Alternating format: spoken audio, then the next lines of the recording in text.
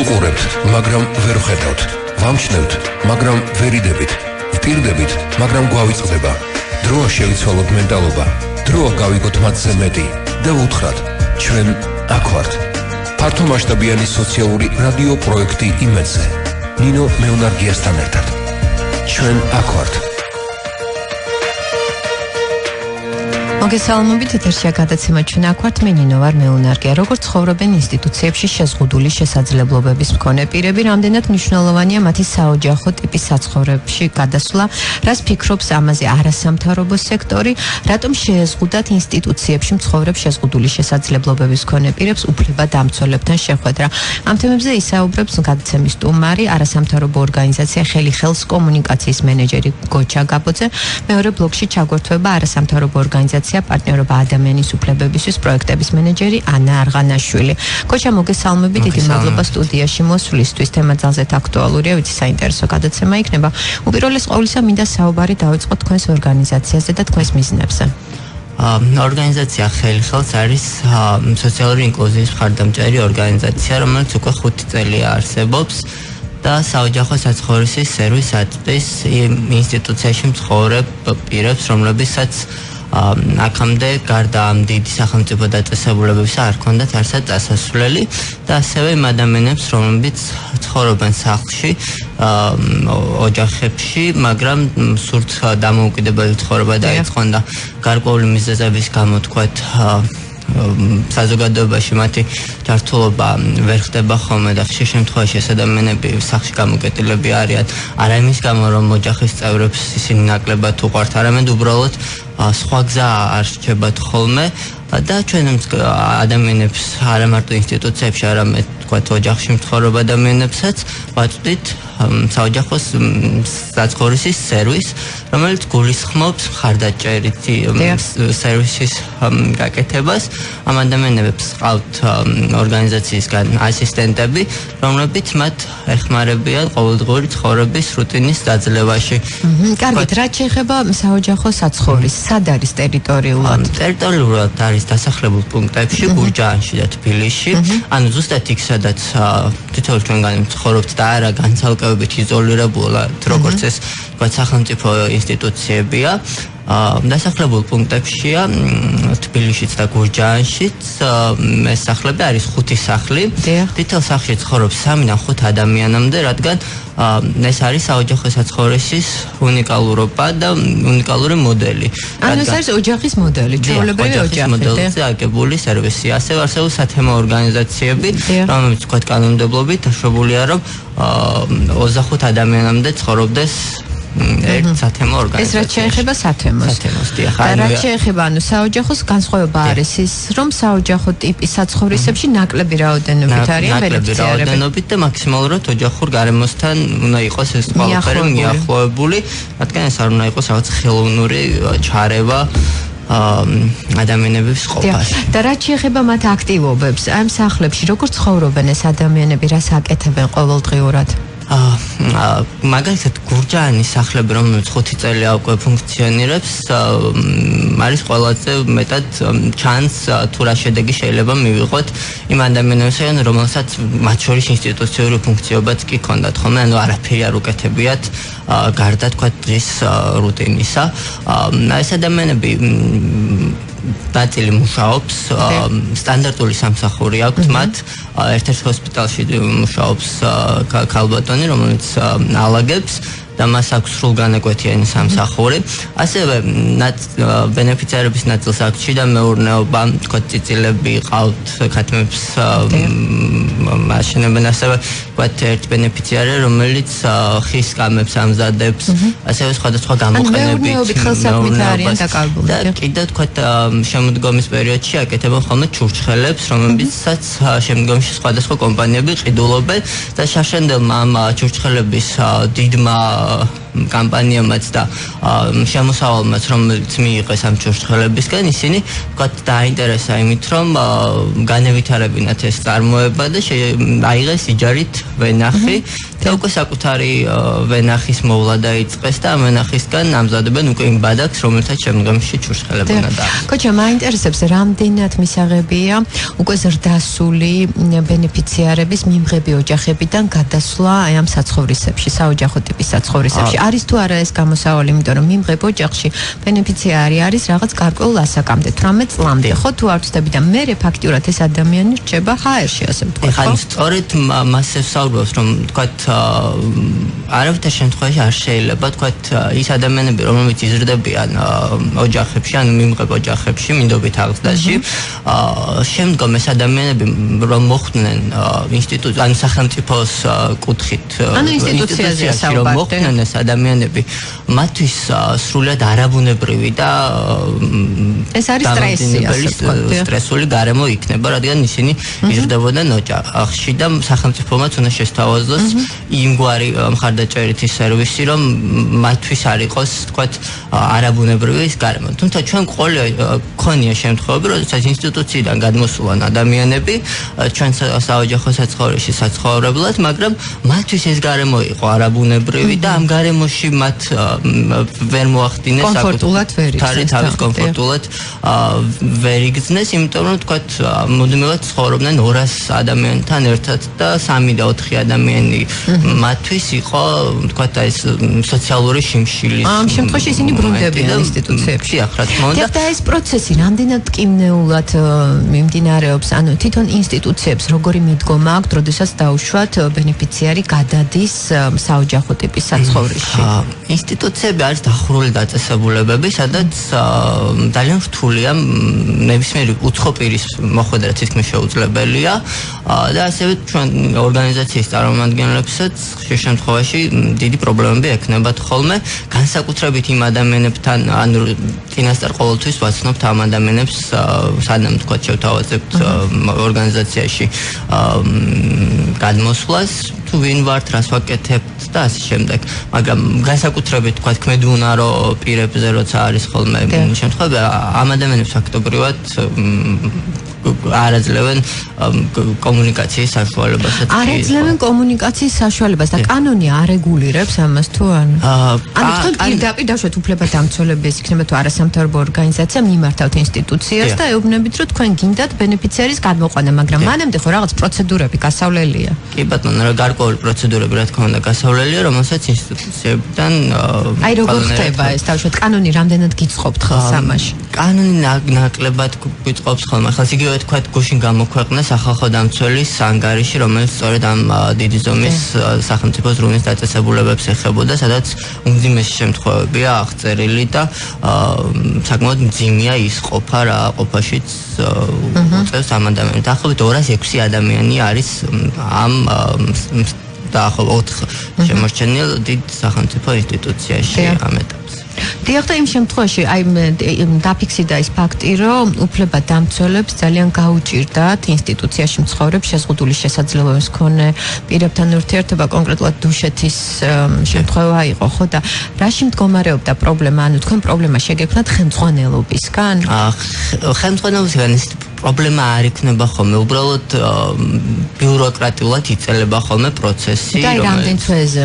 მაგალითად დაახლოებით 6 თვის წინ უნდა გაგვეხსნა დამატებითი სახლი, რომელთვისაც ყველანაირი რაც სტანდარტით მოგვეთხოვება გვაქვს მოწესრიგებული, თუმცა შეხვედრები ბენეფიციარებთან დიდი ხნის განმავლობაში თქვათ გაჭიანურდა და ფაქტობრივად ეხლა მიდის ეს გაცნობითი სამუშაო, რომ ადამიანებმა გააკეთონ ინფორმირებული არჩევანი და არა თქვათ თავს მოხვეული, თქვათ ეს რომ თქვათ. დიახ, კარგით, აი ეს ბენეფიციარები, რომლებიც ქმედუნარონი არიან, ამ შემთხვევაში მათ მაგევრად გადაწყვეტილებას ვინ იღებს?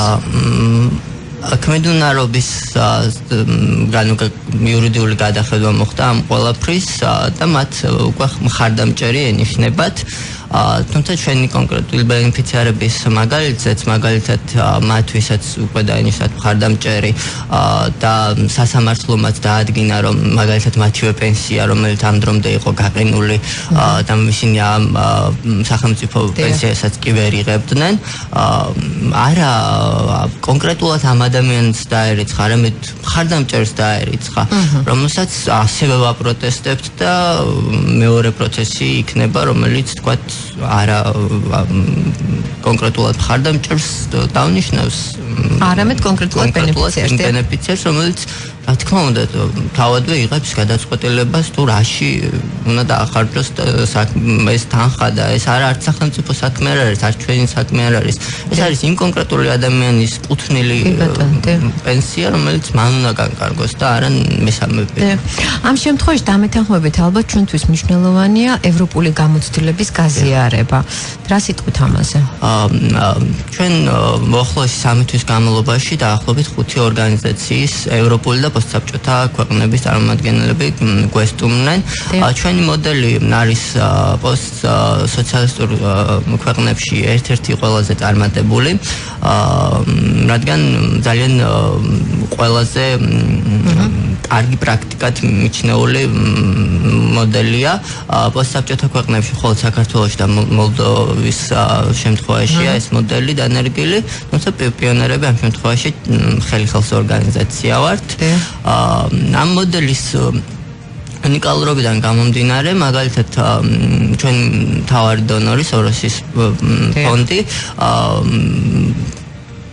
გასულ წელს მხარდამჭერითი კამპანიის დაგეგმვაში დაგვეხმარა და National Geographic-ის ფოტოგრაფი ზუსტად ამაზე მინდა ვისაუბროთ. ემი ვიტალე ყავდა ზაფხულში სტუმრად, რომელმაც გადაიღო დიდ რაოდენობით ფოტოები ჩვენი ბენეფიციარების და ფოტოისტორიები შექმნა შემდგომში და მიმდინარე კვირის განმავლობაში სოროსის ფონდის სათაო ოფისის Instagram-ის გვერდზე მიმდინარეობს ეს კამპანია და თავად ემი ვიტალეს Instagram გვერდზე და ვებ გვერდზე მიდება ეს ისტორიები ამ ჩვენ ბენეფიციარების ფოტოისტორიები, რომელსაც თქვა ტექსტური მასალაც ერთვის თან თავად ემის შტაბ-ეჭდილებების. აი შეგიძლიათ ცოცხალი მაგალითები მოიყვანოთ. მაგალითად ერთ-ერთი ფოტო, სადაც არის ჩვენი ბენეფიციარი დათუნა და ჩვენი კომუნიკაციის მეორე მენეჯერი გიორგი ლიპარიშვილი, ესეთი სათაური აქვს წამსვლელებული. ჩვენ ყველა შეგვიძლია ისეთ სოფლიოში ცხოვრება, სადაც ჩვენ შესაძლებლობებს პატივს ვცემთ, სადაც შეგვეძლება დაავტკბეთ ჩვენი უფლებებითა და საკუთარი ცხოვრების მართვით. ფოტოზე გიორგი ლიპარიშვილი ხელხელს კომუნიკაციის მენეჯერია დათო კალანდაძესთან ერთად. დათო ამ არასამთავრობო ორგანიზაციის ბენეფიციარია. ეს არის ემი ვიტალეს შტაბ-ეჭდილებები. და მე მინდა ვისაუბრო კიდე ძალიან საინტერესო ფოტოა, ხო, პირველი ფოტო ორგანიზაციის დამფუძნებელი მაია შიშნიაშვილი და მისი შვილია, ხო, ლევანზეა. ეს ფოტო ლევანის სიყვარული მაძლევს ძალას, რომ ვიბრძოლოთ ცვლილებებისთვის. გაბატონი მაია აღნიშნავს, მან ჩამომაყალიბა ისეთ ადამიანად, როგორც ახლა ვარ, როდესაც ვიღლები ის მეხუტება, ჩემი დაღლაც ქრება და მე ვიწყებ ისევ ბრძოლას. მაია შიშნიაშვილის სამონარიდია და რამდენად მნიშვნელოვანია და ეს ფაქტი, როდესაც თავად მშობლები აფუძნებენ მსგავს ორგანიზაციებს, იმიტომ რომ მშობლის გამოცდილება დამეთანხმებით ძალიან დიდია, ხო? კონკრეტულად თქვენი ორგანიზაციის შემთხვევაში დამფუძნებელი თავად მშობელია. დიახ. მან სოფლიოშიც ძირითადად გარდამტეხი როლი შეზღუდული შესაძლებლობის მქონე პირთა უფლებებისთვის ბრძოლაში სწორედ მშობლებმა და თავად თანასწორ თვითადვოკატებმა მოახდინეს. ძალიან დიდია ეს როლი და კონკრეტულად ჩვენი ორგანიზაციის და ასევე ბევრი სხვა ორგანიზაციის მაგალითზეც შეგვიძლია თქვათ, რომ საქართველოშიც სწორედ ეს მშობელთა ორგანიზაციები და თავად მშობლები ახდენენ მნიშვნელოვან ინიციატივებს და გარდამტეხ როლს თამაშობენ შეზღუდული შესაძლებლობის მქონე პირთა უფლებებისთვის ბრძოლაში და ცხოვრების შეცვლაში.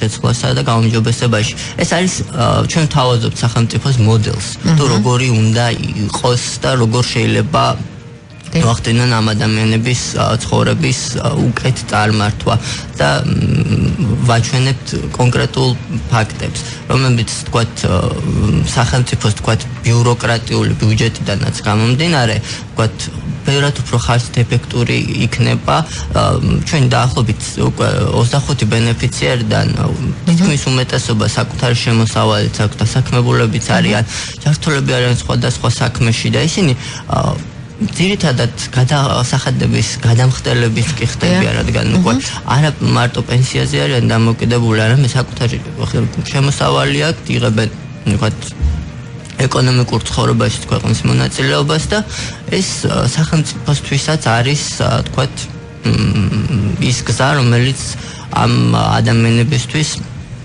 არა მხოლოდ თქვათ პენსიაზე დამოკიდებულ პირებად აქცევს, არამედ აქცევს მათ გადასახადების გადამხდელობას. ესენი არიან გამოსაყენებადი რესურსი, ხო? იმიტომ რომ ამ ადამიანებში ძალიან ბევრი რესურსია, მთავარია მათ პირობა შეუქმნათ იმისთვის, რომ თავიანთი შესაძლებლობების რეალიზაცია მოახდინონ. თუნდაც იმ ინსტიტუციების ძიმაყოფაზე როცა ვსაუბრობთ, კონკრეტულად ამ ინსტიტუციებშიც მუშაობენ და ცხოვრობენ ფანტასტიკური ადამიანები, უბრალოდ გარემოა იმგვარი, რომელიც ვერ გაძლევს სხვაგვარად ცხოვრების საშუალებას და სწორედ ეს გარემო უნდა შევცვალოთ, რომ ყველა ადამიანს მივცეს საკუთარი ნიჭი შესაძლებლობების რეალიზების საშუალება. და თქვენ იცით თუ ისინი როგორ ცხოვრობენ ინსტიტუციებში და 200 კაცი, ხო, რას აკეთებენ ისინი, როგორ ცხოვრობენ, როგორია მათი ყოველდღიური ყოფა და ასაკობრივი ზღვარი მაინტერესებს კიდე რა ასაკის ბენეფიციარები არიან ინსტიტუციებში. თუ არის ზღვარი რაღაც გარკვეული. არის ბავშვთა დაწესებულება, მან ბავშვები ძირითადად უკვე მინდობით აღზრდაში იზრდებიან 18 წლის ზემოთ და ასევე არის თქვათ მოხუცთა შემდგომ დაწესებულებები. ანუ ყოფა არის თქვათ სტანდარტული დილით გაღვიძება, ტელევიზორი, საჭმელი, რომელსაც თქვათ მზარეულები აკეთებენ. აქტივობას რაც შეეხება ფაქტობრივად არ არსებობს იქ. ყველა ყვება იმას, რომ ჩვენი ერთ-ერთი ბენეფიციარის ისტორია, რომ მე მთელი ცხოვრების განმავლობაში მხოლოდ იმას ნატურლობდი, რომ სახლში დამჯდარი ყავი პოპკორნის თანხლებით საყვარელი ფილმი მენახა და ამით მიმეღო ცხოვრებისგან სიამოვნება. რა ის საშუალებასაც თქვათ ინსტიტუციაში ცხოვრება არ მაძლევდა, რადგან იქ ძალიან ბევრი ადამიანი იყო და გარდა თქვათ ჩემი მდგომარეობისა, რომელიც ისედაც თქვათ შფოთვებს იწვევს მასში, ეს დიდი ბევრი ადამიანის ხმაური ყოველგვარ მას და ან გამოსავალი ფაქტიურად ამ შემთხვევაში არის რასაკვირველია იმ ბენეფიციარებისთვის, რომელთა სურვილი ამ კომფორტის შექმნა საოჯახო ტიპის საცხოვრისებში გადაყვანა.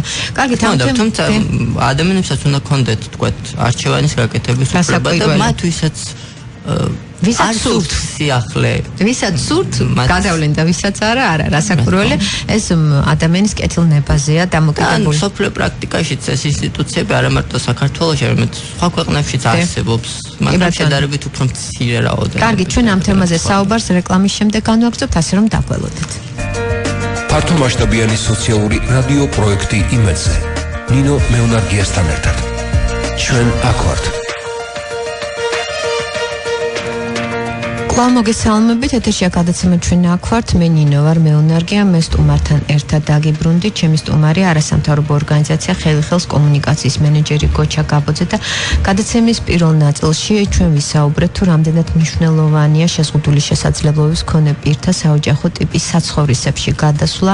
საინტერესოა თუ როგორ ცხოვრობენ ინსტიტუციებში ეს პირები, რას ფიქრობს ამაზე არასამთავრობო სექტორი და კიდევ რატომ შეეზღუდათ შეზღუდული შესაძლებლობების მქონე პირებთან, რომლებიც ინსტიტუციებში ცხოვრობენ, უფლებადამცველებს შეხვედრა. და ახლა სატელეფონო ხაზზე არასამთავრობო ორგანიზაცია პარტნიორობა ადამიანის უფლებებისთვის პროექტების მენეჯერი ანა აღანაშვილი. ანა, მოგესალმებით. მოგესალმებით. მადლობა ჩართვისთვის. ანა, საინტერესოა სამართლებრივ ჭრილში თქვენ ისაუბროთ იმაზე, თუ რამდენად მნიშვნელოვანია ამ ადამიანების ინსტიტუციებიდან გამოყვანა. მოგესალმებით, ეს მართლა ძალიან მწვავე თემა. გუშინ საქართველოს სახალხო დამცველმა წარმოადგინა ანგარიში, სადაც აღწერილი იყო ზუსტად ამ ინსტიტუციებში ადამიანების ცხოვრება. მე უბრალოდ ძალიან მარტივად რადიო მსმენელისთვის გასაგებას ვიტყვი, რომ ნებისმიერი ფაქტი, რაც ხდება შიგნით, რომ მომხდარიყო გარეთ, მაგალითად საზოგადოებაში მცხოვრებ ადამიანის მიმართ განხორციელებულიყო, დამერწმუნეთ, რომ გარდაუვალი იქნებოდა სასამართლოს ჩარევა, პოლიციის და პროკურატურის ჩარევა. ძალიან მძიმე უფლებადარღვევები, რომელიც ხშირად კანონის დარღვევით გამოიხატებოდა, იყო წარმოდგენილი. მაგალითისთვის გეტყვით, არანებაყოფლობით ფსიქიატრიულ დაწესებულებაში გადაყვანა, რადიომსმენელისთვის რო განმარტოთ, საკუთარი ნების წინააღმდეგ იძულებით გადაყვანა არ იყო შესაბამისად დოკუმენტირებული. ეს არის ძალიან სერიოზული დარღვევა. ეს იგივეა, რომ ვიღაცამ ქუჩაში მოვკიდოთ ხელი და თქვენი საწინააღმდეგო ძალით გადაიყვანო ფსიქიატრიულში. მართლაც საკმაოდ მძიმე სიტუაცია, ჩამოთვლაც კი მიჭირს იმდენი კანონის დარღვევა მოიწვნეთ ჩვენ გუშინ. პირადი ცხოვრება იქნება თუ ოჯახური ცხოვრება, დამოუკიდებელი ცხოვრება, განვითარების უფლება, კონსტიტუციის ფუნდამენტური უფლებები ერღვევათ ამ ადამიანებს ამ ინსტიტუციაში. ამიტომ თელმა სოფლიომ უკვე დაადგინა, რომ ეს არის გარდაუვალი. არ აქვს მნიშვნელობა რა ზრუნვას, ასე ვთქვათ, მოახმარენ ამ პრეზიდენტულ დაწესებულება იქნება თუ ინსტიტუციაში. იქ ყოველთვის იქნება დარღვევები, აი ასეთი სიმძიმეს, ვინაიდან ეს ინსტიტუცია თავისი არსით განაპირობებს დარღვევებს. სამწუხარო არის სწორედ ის, რომ ეს დარღვევები რჩება ადეკვატური რეაგირების გარეშე. ამას ახლავე აუხსნე რადიო მსმენელს რატომაც სამწუხაროდ საქართველოს სახალხო დამცველის უფლებამოსილება არის მხოლოდ ანგარიშის გაკეთება, მონიტორინგის ჩატარება, რეკომენდაციების გაცემა, რომელიც არ არის სავალდებულო. ანუ ჩვენ წლიდან წლამდე ვისმენთ ამ რეკომენდაციას, ამ დარღვევების შესახებ ინფორმაციის გაცემულ რეკომენდაციას, მაგრამ არავინ არ ცვლის თავის ქმედებას. აქედან ერთადერთი გამოსავალი ჩვენ მიგვაჩნია, რომ არასამთავრობო ორგანიზაციები შევიდეთ დაწესებულებებში, ვესაუბროთ დარღვევის, ასე ვთქვათ, სხვერპლებს და მათი ნებართვით წავიღოთ ეს დარღვევები შესაბამის უწყებებში. თუ საჭიროა პროკურატურაში, თუ საჭიროა სასამართლოში და წარმოვადგინოთ ეს ადამიანები. ანუ აქ უკვე საუბარია იმაზე, რომ მართლმსაჯულება თუ არ ჩაერთო, მაშინ შესაბამისი, ასე ვთქვათ, კანონი არ ახსოვდება. სწორედ აი ამაში შეგვეშალა ხელი რამდენიმე წლის წინ, როდესაც ერთ-ერთ ინსტიტუციაში, დუშეთის ინსტიტუციაში ჩვენ ჩავედით, ვინაიდან მქონდა ინფორმაცია, რომ დარღვევა იყო და მოგუმართა იქ ერთ-ერთ მომცხოვრებმა ადამიანმა, ჩვენ არ შეგვიშვეს იმ მოტივით, რომ სანამ არ გვექნებოდა სამინისტროს მიერ გაცემული თანხმობა, თურმე ვერ შევიდოდით. აი წარმოიდგინეთ, ეს დაახლოებით უტოლდება, აი თქვათ, საჯარო აღჭურვილობის დაწესებულებაში პატიმარი რო ითხოვდეს უფლებადამცველთა შეხვედრას და არ შეუძლია მასთან, ხო?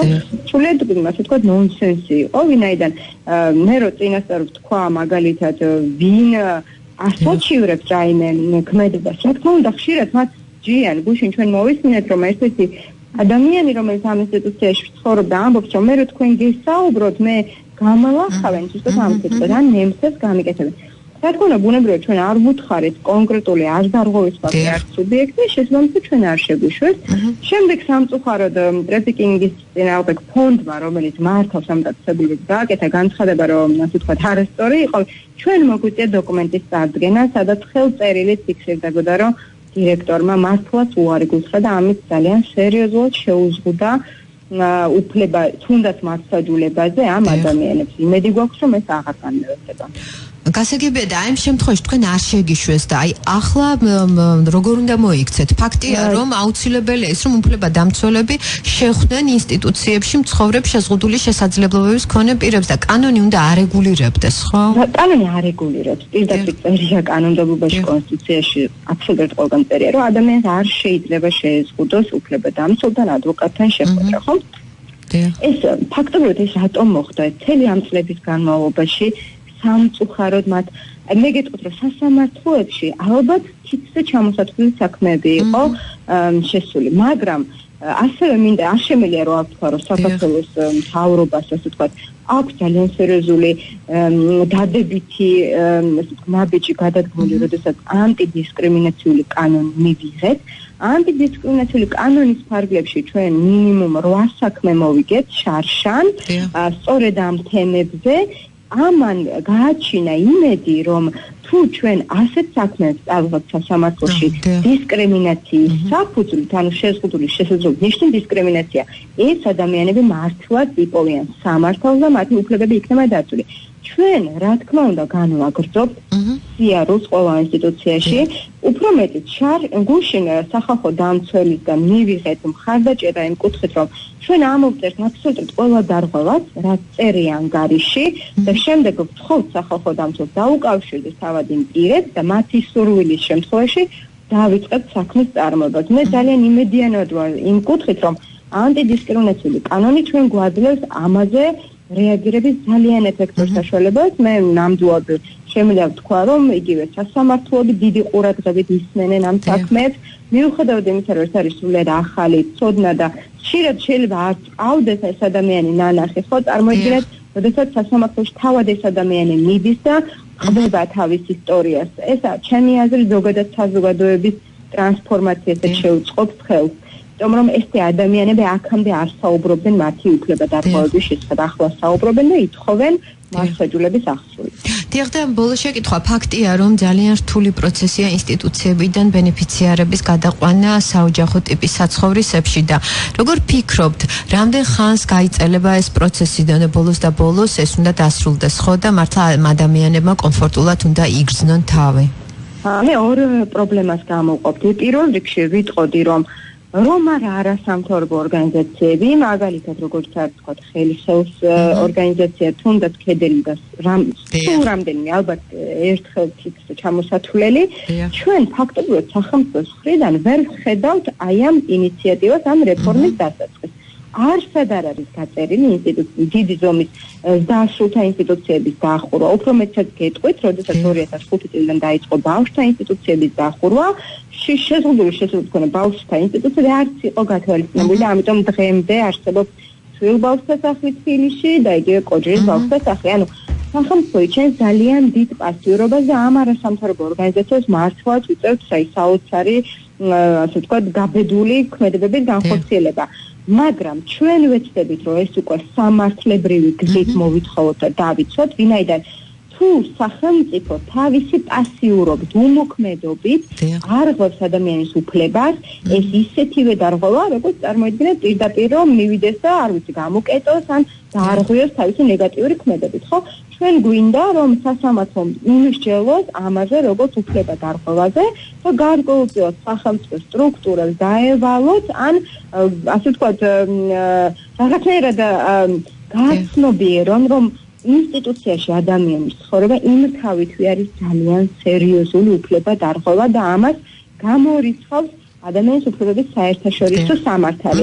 ეს ხო დროის ამბავი აუცილებლად მოხდება, მაგრამ კიდევ უფრო სერიოზული პრობლემაც მე ხაზს გავუსვავდი არის ის, რომ ხშირად ინსტიტუციებში დასაქმებული ადამიანები, რომელსაც მე რა თქმა უნდა ძალიან უფასებ შრომას, ამაში ხედავენ რისკს, რომ დაკარგავენ სამსახურს. ჩვენ გვაქვს ეს სიტუაციები, როდესაც ისინი არასწორ ინფორმაციას აწვდიან თავად ამ პირებს, გარკვეულწილად აშინებენ, რომ აი თუ გადახვალთ თქვა საცემო სახლში იქ აღარ მოგივლიან და ჩვენ ხვდებით ნეგატიურ განწყობებს. ესეც გადავახვადია, იმიტომ რომ თუ ადამიანი ძალიან დიდი ხანი გამოკეტილია, მან თავისუფლების ფასი სამწუხაროდ არ იცის, ან ეშინია თავისუფლების. ვფიქრობ, რომ ყველაფერს ერთად გადავახავ და აქ წამყვანი როლი თავად ამ ადამიანებს ეცნობა, შეზღუდული მქონე ადამიანებს, ვინც უკვე ცხოვრობენ საცემო სახლებში და გახდებიან სხვებისთვის მაგალითი და იგივე რეფორმაში ძალიან წამყვანი ძალა. დიდი მადლობა. წარმატებებს გისურვებთ. სატელეფონო ხაზზე იყო არასამთავრობო ორგანიზაცია პარტნიორობა ადამიანის უფლებებისთვის პროექტების მენეჯერი ანა არგანაშვილი. გოჩა, ძალიან საინტერესოდ ისაუბრა ანამ და ყველაზე მნიშვნელოვანი, ერთ-ერთი უმნიშვნელოვანესი არის ის ფაქტი, რომ ამ ადამიანების სურვილი უნდა იყოს და ამ ადამიანების ნება უნდა გაითვალისწინოს ყველამ. და რაც შეეხება ამჟამად თქვენს საოჯახო ტიპის საცხოვრისებში მყოფ ბენეფიციარებს, ანუ მინდა მათ შესახებ გვიამბოთ, იმიტომ რომ ეს ცოცხალი მაგალითები ძალიან საინტერესოა მსმენელთათვის, ხო? ვინ არიან ისინი? როგორ ცხოვრობენ ეს ადამიანები? და არიან თუ არა ისინი ინსტიტუციებიდან გადმოსულები?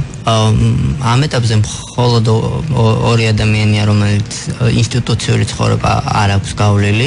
ჩვენს 25 ბენეფიციარი ყავს ჯამში. ერთი ადამიანი არის სწორედ ოჯახიდან გადმოსული, რომელმაც გადაწყვიტა რომ დამოუკიდებელი ცხოვრება დაიწყო, არა თქვა საკუთარ ოჯახში, არამედ სხვა ახალი ცხოვრება დაიწყო, ასე ვთქვათ.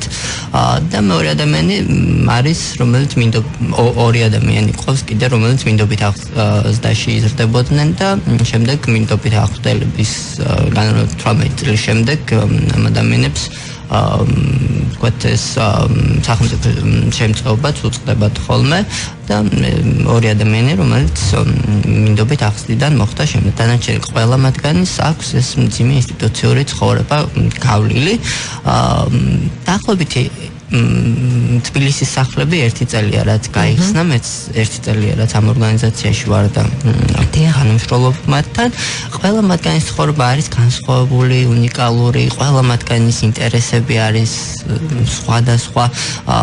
ძალიან ბევრ მათგანს უყვარს ვთქვათ სახლის საქმის კეთება, მანამდე მათ ამის საშუალებაც კი არ ჰქონდათ, რომ ვთქვათ საკუთარი ძალები კულინარიაში მოესინჯათ და არა თქვათ მათთვის გაეკეთებინა მზარეულს საკვები, არამედ თავად მოემზადებინათ. როგორც ოჯახში მზადდება საკვები, თქვათ ზოგს ხატვა უყვარს, ზოგს სიმღერა, ზოგს თქვათ როგორც თამაში. თუ ეძლევათ მათ დავშვათ დაქორწინების საშუალება თუ მისურვილი ექნება. კი, რა თქმა უნდა, ჩვენ ორგანიზაციაში სწორედ ორი წყვილი ყავს, მათ შორის ერთი წყვილი ჩვენ საცხოვრისში გადმოსვლის შემდეგ თქვათ განვითარდა მათი სასიყვარულო ისტორია, ხოლო მეორე წყვილის შემთხვევაში თქვათ ინსტიტუციაში ცხოვრების პერიოდში მათ ყავთ ასევე შვილები, რომელთაც სამწუხაროდ არ ცხოვრობენ მათთან ერთად, იმიტომ რომ სახელმწიფო მათ როგორც თქვათ ქმედულ უნარო პირებს არ აძლევს საკუთარ შვილების გაზრდის საშუალებას.